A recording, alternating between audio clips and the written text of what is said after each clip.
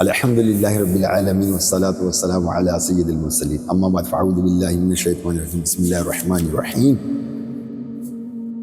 إن الله وملائكته يصلون على النبي يا أيها الذين آمنوا صلوا عليه وسلموا تسليما اللهم صل وسلم وبارك على سيدنا ومولانا محمد النبي الأمي الحبيب العالي القدر العظيم الجاه وعلى آلہ وصحابہ وبارک وسلم صلاۃ و سلام علیک یا سیدی یا رسول اللہ۔ نہال الدین اللہ تعالی شاذلی قادری کی جانب سے تمام ناظرین اور سامعین کو السلام علیکم ورحمۃ اللہ۔ سلسلہ مناجات برکات، آپ تمام حضرات سے میری گزارش ہے کہ ہماری اس سلسلے کو شیئر کیجئے، امت کا بھلا کیجئے، تاکہ امت جو ہے ان دعاؤں کو سمجھ کر اللہ کی بارگاہ میں دعا کرنے کا سلیقہ سیکھ سکے۔ آئیے آج جو میں دعا لے کر حاضر ہوا ہوں وہ یہ دعا ہے، ربنا لا تزغ قلوبنا بعد اذ ہدیتنا وہب لنا من لدنک رحمہ انک انت الوہاب۔ اے ہمارے رب، تو نے ہمیں ہدایت عطا فرمائی، اس کے بعد ہمارے دلوں کو ٹیڑھا نہ کر اور ہمیں اپنے پاس سے رحمت عطا فرما، بے شک تو بڑا عطا فرمانے والا ہے۔ تفسیر الصراط الجنان میں ہے کہ ربنا لا تزغ قلوبنا، کہ اے ہمارے رب ہمارے دلوں کو ٹیڑھا نہ کر۔ ہدایت ملنا بہت ہی بڑی بات ہے، وہ بڑی چیز ہے، لیکن اس کا فائدہ تبھی کہ جب یہ باقی رہے۔ اگر ساری زندگی کوئی ہدایت پر رہے لیکن مرتے وقت ہدایت چھن جائے تو ایسی ہدایت کا کوئی بھی فائدہ نہیں ہے۔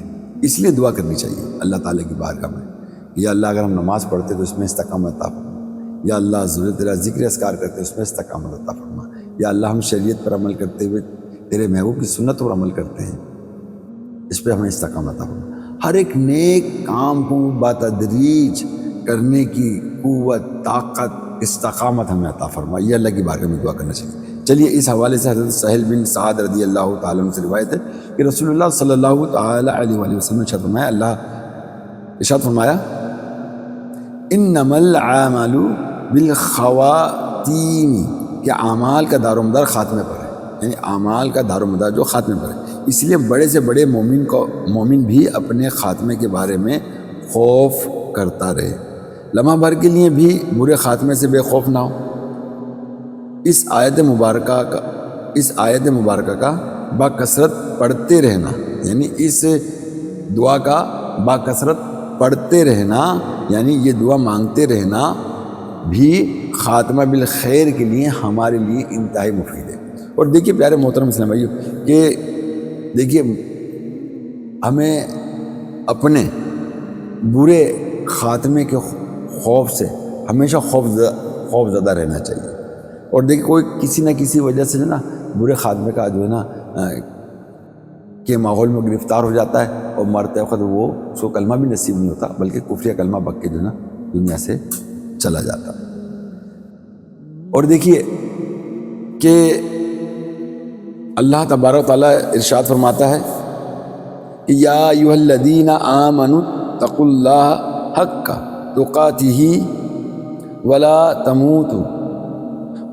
تموتن الا وانتم مسلمون۔ اے ایمان والو، اللہ سے ڈر جیسا اس سے ڈرنے کا حق ہے، اور ہرگز نہ مرنا مگر مسلمان۔ دیکھا اللہ تبارک و تعالیٰ کیا فرما رہا ہے کہ اس سے معلوم ہوا کہ اسلام پر خاتمہ ہونے کا اعتبار ہے۔ اگر عمر بھر مومن رہے اور مرتے وقت کافر ہو جائے تو وہ اصلی کافر کی طرح ہی ہوگا۔ اللہ اکبر، اللہ اکبر۔ اتقوا اللہ، کہ اللہ سے ڈرو۔ ارشاد فرمایا کہ اللہ عز و جل سے ایسا ڈر کہ جیسا ڈرنے کا حق ہے۔ اس سے مراد یہ ہے کہ باقدر طاقت اللہ تعالیٰ سے ڈرو۔ اس کی تفسیر و آیت یہ ہے جس میں فرمایا گیا فاتقوا اللہ ما استطعتم، تو اللہ سے ڈرو جتنی طاقت رکھتے ہو۔ نیز اس آیت کے آخری حصے میں فرمایا کہ اسلام پر ہی تمہیں موت آئے، اس پر اسلام پر ہی تمہیں موت آئے، اس سے مراد یہ ہے کہ اپنی طرف سے زندگی کے ہر لمحے میں اسلام پر ہی رہنے کی کوشش کرو، تاکہ جب تمہیں موت آئے تو حالت اسلام پر ہی آئے۔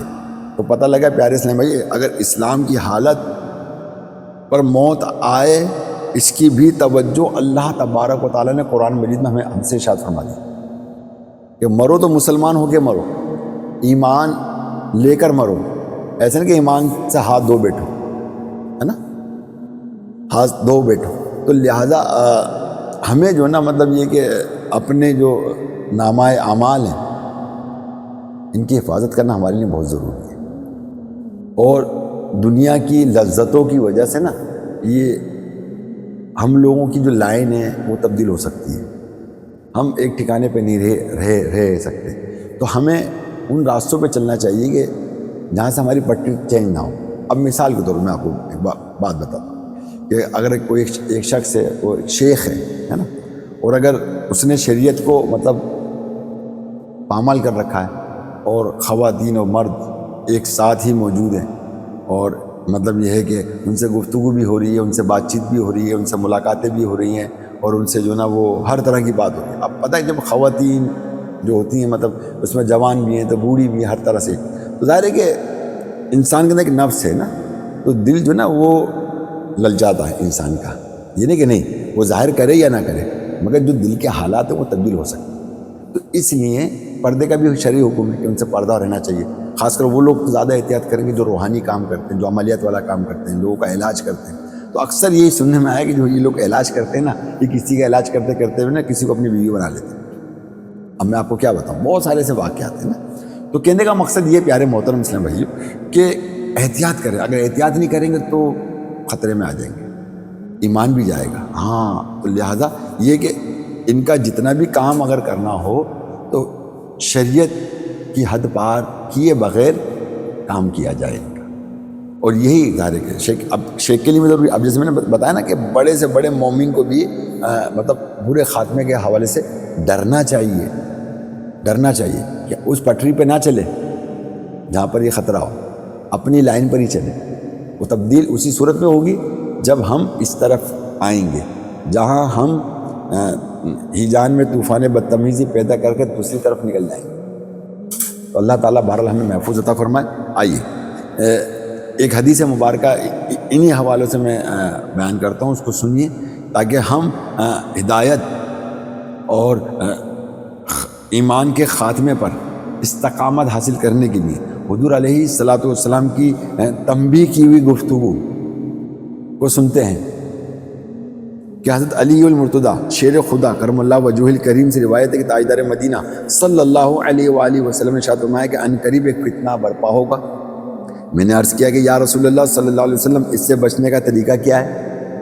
آپ صلی اللہ تعالیٰ علیہ وسلم نے ارشاد فرمایا کہ اللہ تعالیٰ کی کتاب جس میں تمہارے اگلوں اور پچھلوں کی خبریں ہیں اور تمہارے آپس کے فیصلے ہیں، قرآن فیصلہ کن ہے اور یہ کوئی مذاق نہیں ہے کہ جو ظالم اسے چھوڑ دے گا اللہ تعالیٰ جو ظالم اسے چھوڑ دے گا اللہ تعالیٰ اسے تباہ کر دے گا، اور جو اس غیر میں ہدایت ڈھونڈے گا اللہ تعالیٰ اسے گمراہ کر دے گا۔ وہ اللہ تعالیٰ کی مضبوط رسی اور حکمت والا ذکر ہے، وہ سیدھا رستہ ہے۔ قرآن وہ ہے کہ جس کی برکت سے خواہشات بگڑتی نہیں، دوسری زبانیں مل کر اسے مشکوک نہیں بنا سکتی، جس سے علماء بے پرواہ نہیں ہوتے، جو زیادہ دہرانے سے پرانا نہیں ہوتا، جس کے عجائب ختم نہیں ہوتے۔ قرآن ہی وہ ہے کہ جب اسے جنات سے سنا تو یہ کہے بغیر نہ رہ سکے کہ ہم نے عجیب قرآن سنا ہے جو اچھائی کی رہبری کرتا ہے، تو ہم اس پر ایمان لے آئے۔ جو قرآن کا قائل ہو وہ سچا ہے، جس نے اس پر عمل کیا وہ ثواب پائے گا، جو اس کے مطابق فیصلہ کرے گا وہ انصاف کرنے والا ہوگا، اور جو اس کی